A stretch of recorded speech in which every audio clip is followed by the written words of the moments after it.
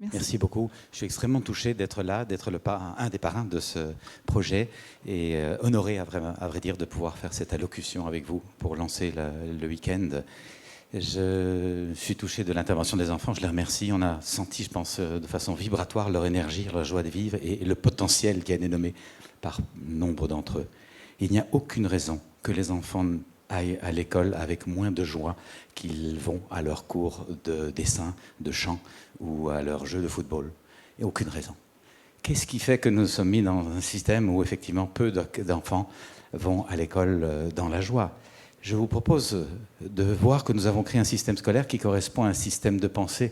En comprenant le système de pensée, on peut peut-être le démanteler pour penser autrement. Et notamment, je vois comme facteur quelques siècles, quelques millénaires plutôt, de patriarcat. Et dans le patriarcat, les hommes particulièrement, mais aussi les femmes, mais pas mal les hommes, comme c'est un système très masculin, ont appris à se couper d'eux-mêmes, à se faire violence, à faire violence à leur sensibilité, à leur intuition, à leur intelligence émotionnelle. Ils ont appris à se couper d'eux-mêmes. Et cette violence sur eux-mêmes s'est répercutée, bien sûr, dans leur rapport aux femmes. Le patriarcat maltraite la féminité, le féminin. Dans leur rapport aux enfants, qui sont considérés comme des objets de transmission de patrimoine. Et dans leur rapport à la nature. Et donc c'est intéressant de voir que nous sommes à la fin du patriarcat et que nous sommes en pleine réouverture vers les valeurs féminines aujourd'hui et que nous pouvons donc envisager de quitter le système dans ce qu'il a créé de plus rude, le rapport de force, le rapport humain se solvant par la domination-soumission, l'agression-démission, la compétition, manipulation, séduction, tout rapport de force. Et nous sentons que nous sommes aujourd'hui en train de nous ouvrir au rapport de collaboration et de partage et que ça demande quelques apprentissages. Rapport d'autorité, il y a dans l'institution un sachant et un ne sachant pas. Ce qui ne correspond pas à la réalité, la plupart des parents parmi vous le savent, nous sommes par moments les disciples très simples de bons maîtres. Et tour à tour, nous changeons de rôle, bien sûr. Ça ne veut pas dire que nous démissionnons de la fonction de parents, c'est qu'effectivement, nous acceptons que nous avons des choses à apprendre, et très sérieuses et très profondes, de nos enfants. Je pense qu'heureusement, ceux-ci le savent. Et finalement, ce système patriarcal a amené une sorte de chosification des rapports humains, réduits à leur valeur d'usage. On a perdu le sens du sacré. L'être humain est d'abord un être sacré. Ainsi, nous avons créé une sorte de jeu avide qui veut accaparer, face à un tu hostile qui risque de m'empêcher d'être. Et nous avons perdu la conscience du nous, qui semble avoir prévalu dans les sociétés matriarcales, le nous.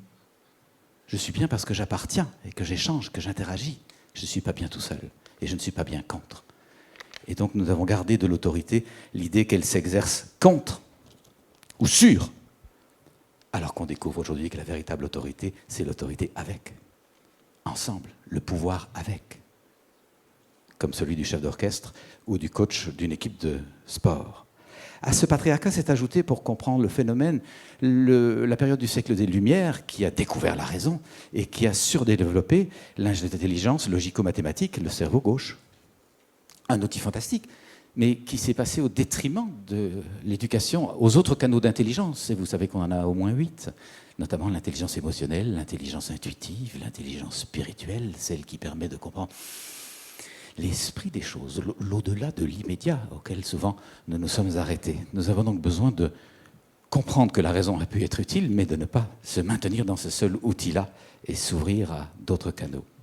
À cette époque-là également, Descartes particulièrement, je ne le réduis pas à ça bien sûr, a séparé l'esprit de la matière et a créé une chosification de la nature et du vivant. Enfin, ce système de pensée a créé une chosification de la nature et du vivant, réduit à l'état de matière inerte. On sait aujourd'hui par la physique quantique que tout est vibratoire et qu'il semble bien qu'il circule quelque chose qui pourrait se rapprocher de l'ordre de la conscience à travers tout. C'est donc un regard émerveillant vers la nature que nous allons bien sûr respecter, dans laquelle nous allons nous insérer, dont nous goûterons les fruits, mais en ayant quitté les mécanismes d'avidité, d'exploitation. Et il semble bien que beaucoup d'entre nous perçoivent bien que la violence faite à la nature là autour est au fond simplement le reflet de la violence faite à la nature, à l'intime de nous, à notre nature humaine, à notre nature spirituelle. Et enfin, il me semble que dans nos régions particulièrement, la religion prédominante n'a malheureusement pas traduit la puissance d'amour et d'unité du message christique et a plutôt laissé un message de division, de partage intérieur, de morcellement entre le bien, le mal, la faute, la culpabilité, avec en plus une impression de peur. Et vous le savez, la moins bonne émotion pour apprendre, c'est la peur. C'est la moins bonne. On ne peut pas apprendre quand on a peur. Et enfin, je pense que par un aspect de la transmission de la religion, la prétention à détenir les seules clés de l'accès au sacré, au spirituel, elle a créé un dogmatisme qui a réduit la portée spirituelle et a généré beaucoup de rejet de toute vie spirituelle. Bien des gens, parce que le dogmatisme religieux les a irrités, ont abandonné toute pratique de vie intérieure, comme si on pouvait vivre une vie humaine consciente, responsable, impliquée, sans avoir une vie intérieure, riche, inspirée, inspirante, créatrice. Et donc je pense que nous avons besoin de réouvrir ces canaux-là. L'école que nous avons donc créée correspond à ce système de pensée. Nous sommes plutôt dans le contrôle programmation que dans l'ouverture intuition. Nous sommes plutôt dans la compétition et être le meilleur plutôt que dans la collaboration dans laquelle nous pouvons chacun apprendre à donner le meilleur de soi, comme on l'a vu dans les échanges que les enfants nous ont faits. Chacun est là pour fleurir et donner le meilleur de soi. Il n'y a pas à être le meilleur. Et enfin, nous sommes plus dans la contraction méfiance que dans l'expansion confiance. Ce climat d'être dans une joyeuse expansion de nous-mêmes en développant tous les atouts de notre être, ça demande un terreau, ça demande de mon maître, qui ont fait ce travail, de connaître qui ils sont, ont travaillé à apprivoiser leur ombre pour la mettre au service de leur lumière. Et vous voyez que ça demande des clés de ce que j'appelle dans mon travail l'intériorité citoyenne, que l'on peut vivre bien sûr de façon religieuse. J'ai beaucoup de respect pour les gens qui trouvent bien sûr un soutien dans la religion, et ils sont nombreux, mais ça peut se vivre aussi de façon spirituelle non religieuse, et ça peut aussi se vivre de sa façon tout à fait laïque, pour ceux que la spiritualité, ou en tout cas ces mots-là, ne tentent pas. Et donc il y a place pour chacun dans ce travail d'intériorité citoyenne. Une petite piste maintenant pour voir, on comprend un peu ce qui a pu apporter un système un peu raide, qui ne permet pas forcément l'expansion. Comment le transformer tranquillement, sans être dans l'action-réaction, mais bien sûr dans la création d'un nouveau mode qui vient poursuivre. Eh bien, une des façons de le faire est de se rappeler ce que nous voulons. Qu'est-ce que nous voulons pour nos enfants?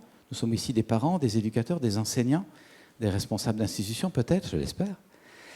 Que voulons-nous pour les enfants? Et je vous propose de prendre une petite minute d'intériorité pour vérifier quelles sont les valeurs que vous voulez transmettre. Tentez d'en nommer 3 ou 4. Quelles sont les valeurs que vous aimeriez transmettre à vos enfants?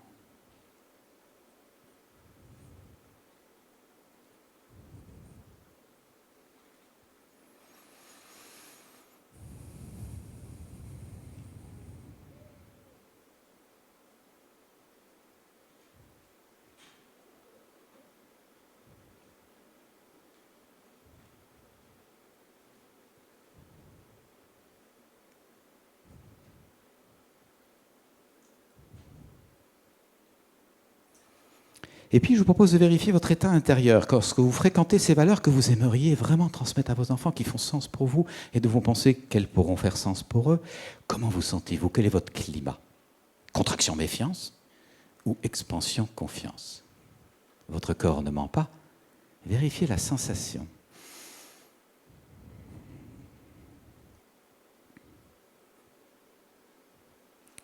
Quand je fais l'exercice avec vous à ce même instant, et que je nomme dans mon esprit les valeurs auxquelles je tiens, c'est dans cet ordre-là aujourd'hui, ça pourrait être d'autres bien sûr, par d'autres moments, mais ce qui me vient à l'esprit là maintenant en faisant l'exercice, c'est que j'aimerais transmettre à mes enfants le goût de la cohérence, être aligné cœur, corps, esprit.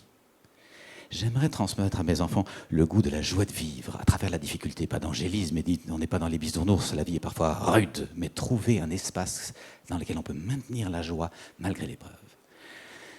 Ensuite, j'aimerais leur témoigner qu'on est heureux quand on est généreux. La générosité. Et enfin, je voudrais leur léguer un héritage qui n'a pas de prix, un rapport paisible au temps. Et quand je fréquente ces 4 valeurs-là, avec vous là, il y a tout mon être qui fait. C'est par là que je voudrais aller. C'est comme ça que moi je veux vivre, c'est ça que je voudrais transmettre à mes enfants. Ça, c'est le sillage que j'aimerais laisser sur cette planète-ci quand je serai parti ailleurs. Et je souhaite qu'ils en soient inspirés et que j'ai pu être inspirant. Maintenant, je vous propose de noter au tableau les valeurs qui vous sont venues. Qu'est-ce que ça fait de les voir? Qu'avez-vous? Je vais mettre celles que je viens d'identifier dans mon propre cœur. Générosité, rapport paisible au temps,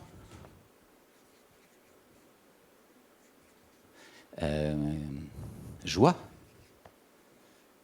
et puis je ne sais plus lequel j'ai dit. Cohérence. Ah ben c'est pas un petit celui-là quand même, hein, cohérence. Voilà. Alors à vous. Amour, bien sûr. Amour inconditionnel. Liberté. Bienveillance. Intégrité. Empathie. Créativité. Humilité, oui. Tolérance. Solidarité. Humour. Estime de soi, ai-je entendu. Confiance. Tendresse. J'ai aussi entendu humour, il ne faut pas l'oublier. Humour, respect. Curiosité, fraternité. Voilà. Authenticité. Intériorité. Oui. Pardon? Espérance. Alors bon. Émerveillement, merci. Bien, on va peut-être garder celui-là pour la fin. Ça, on pourrait bien sûr faire des tableaux entiers de ce que nous aimerions transmettre à nos enfants. Simplement de vérifier qu'est-ce que ça vous fait de réaliser qu'en une petite minute, 30 secondes de présence à soi, nous dégageons que ce que nous aimerions transmettre et sans doute vivre, ben c'est ça. Nous voulons vivre générosité, rapport au temps paisible, joie, cohérence. Nous aimerions vivre amour inconditionnel, liberté, bienveillance, intégrité. Nous aimerions vivre empathie, créativité, humilité, tolérance.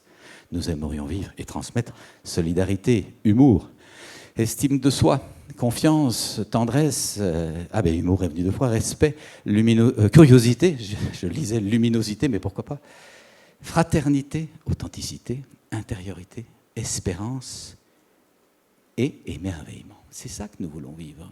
Qu'est-ce que ça vous fait de constater que, voilà, c'est ça qui se dégage un tout petit moment de présence? Est-ce que ça suscite en vous une réaction d'abord sur le plan de la sensation? Est-ce qu'en voyant ça, vous êtes plutôt contracté ou est-ce que vous êtes plutôt ouvert? Ouvert. D'autres sensations? Pardon? Inquiet? La paix. Plein d'énergie. Oui? Quelqu'un? Espoir? Vibrant? Excité? Joie? Quelqu'un dit inquiet? C'est possible que ça suscite de l'inquiétude. Hein? Va-t-on y arriver?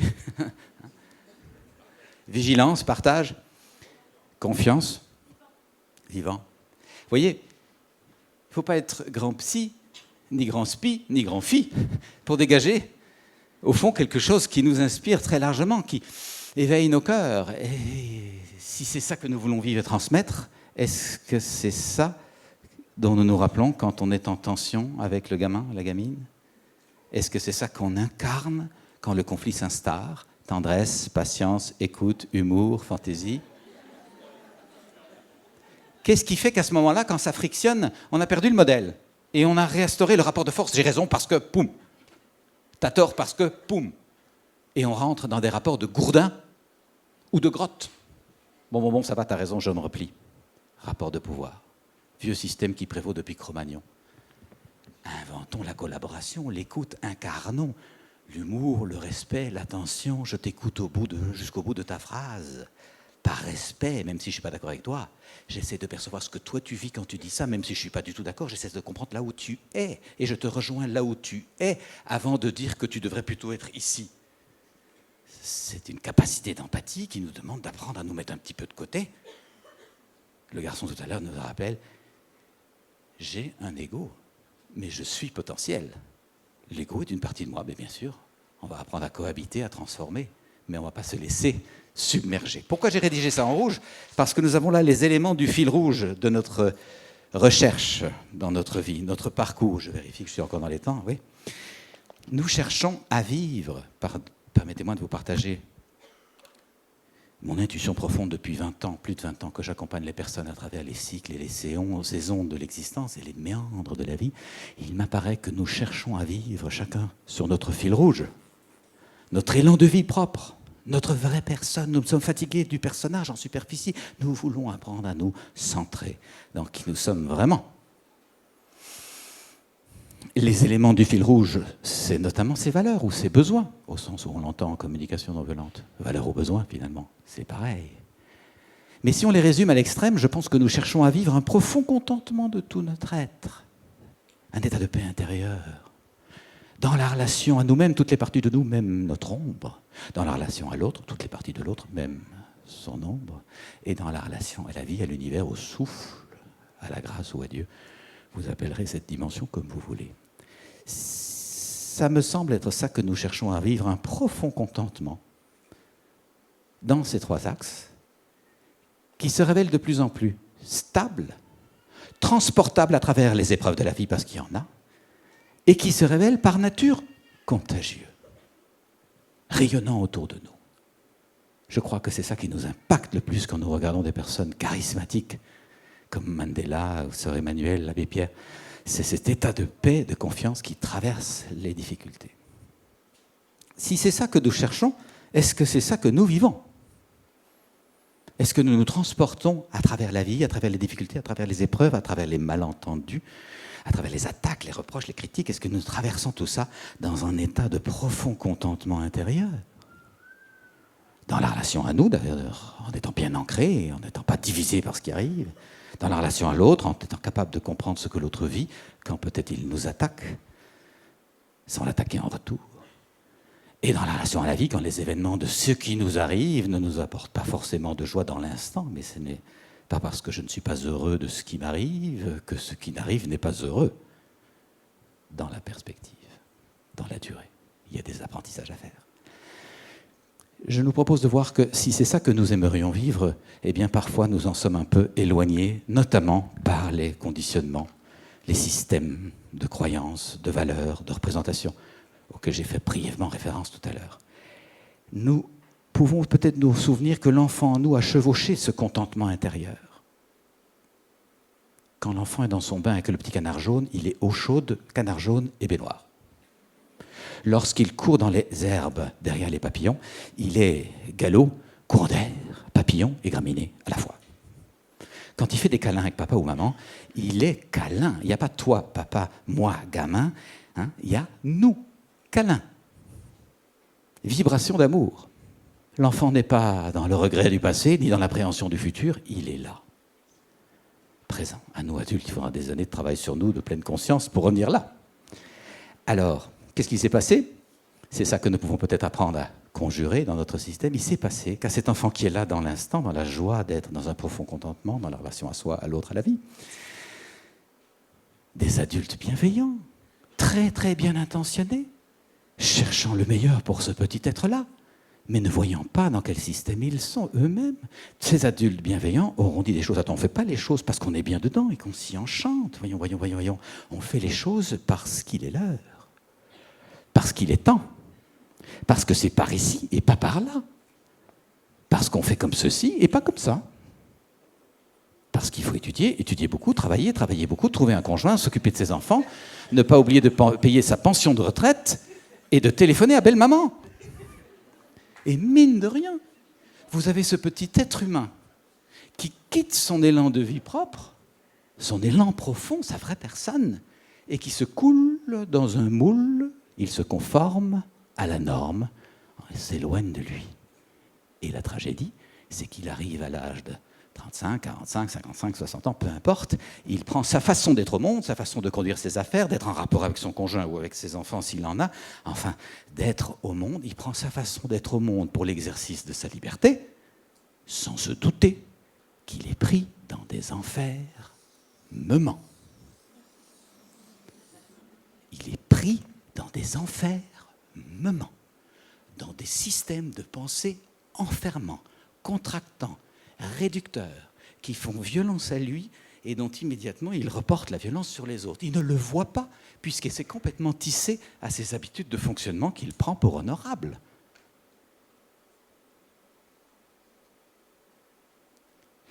Si un individu se crée une vie infernale pour lui-même, il est libre, mais nous sommes en interaction, nous vivons en communauté. Si je me rends ma vie infernale, je la fais payer aux autres. C'est inévitable. Nous avons donc besoin, citoyennement, d'apprendre dès la maternelle des outils de connaissance de soi pour rester aligné sur son élan de vie. Sinon, nous allons le faire payer aux autres. Qu'est-ce qui arrive quand nous sommes partis dans nos enfermements? Il arrive soit les mécanismes de violence, d'agression sur l'autre, qui sont l'expression de mon mal-être. Mon mal-être est là parce que je n'ai pas appris à bien être. Et la deuxième chose qui arrive, dans ce gap entre mon élan de vie et ce que je vis vraiment, beaucoup de nos contemporains ressentent un tel malaise que s'y engouffrent les mécanismes compensatoires. Peu trop de chocolat, peu trop de pinard, peu trop de médoc, peu trop de joints et autres, peu trop de travail, peu trop de téloches, peu trop d'internet, un peu trop de tout. Dans cet état de manque profond, puisque je suis à côté de moi, aucun objet extérieur ne m'a apporté la satiété. J'ai manqué l'axe de la plénitude. Et bien sûr que la société de consommation est enchantée d'entretenir des gens en état de manque. Consommer, acheter, exploiter, vous irez mieux.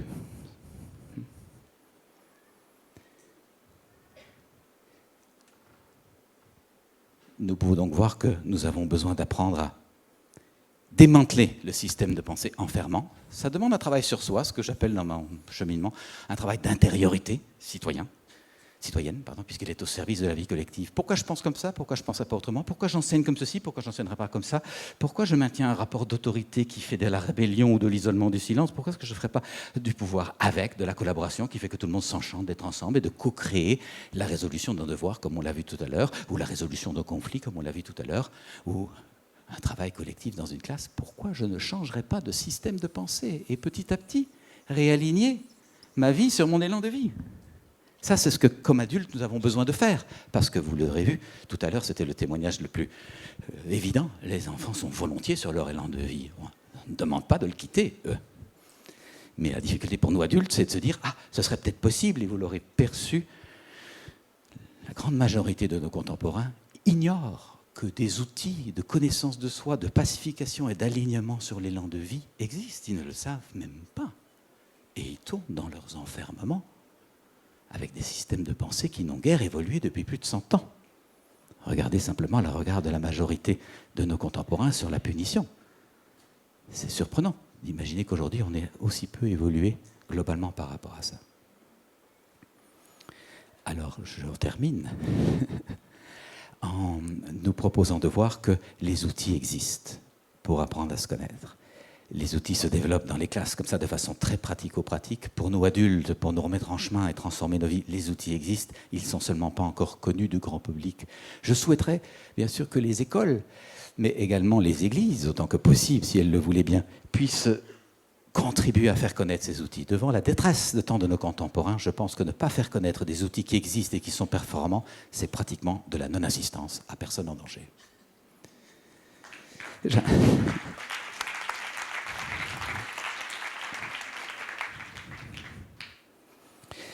Je veux juste en terminer en disant que, comme l'a dit très justement Antonella, l'idée n'est pas de lutter contre un système, on n'est plus là-dedans, mon Dieu. Le système a été créé avec bonne volonté, avec bonne intention. Il a pu servir sans doute, il a pu aider beaucoup de gens à entrer dans l'instruction. Au départ, c'était les objets des créateurs, faciliter l'instruction, l'intention était bien sûr généreuse. Comme tout système humain, il a besoin peut-être d'être revitalisé, transformé, remis au goût du jour, inspiré. Et pour ça, la collaboration de chacun est nécessaire. Nous sommes vraiment dans un parcours initiatique sur cette drôle de terre et nous sommes tous sur les bancs de l'école de la vie, à la fois maître et disciple. Et c'est bien d'apprentissage à faire qu'il s'agit. Je nous propose de nous laisser avec quelqu'un qui nous parlait bien d'apprendre et qui était Martin Luther King. Nous avons besoin, disait-il, nous avons besoin d'apprendre à vivre ensemble comme des frères. On les a vus, les frères. Sinon, nous allons nous entretuer comme des imbéciles. Ce serait quand même trop dommage, alors que les outils de fraternité existent en pratique et ne sont évidemment pas des inscriptions au frontispice des mairies, mais des outils à pratiquer, à apprendre depuis l'école maternelle. Merci beaucoup.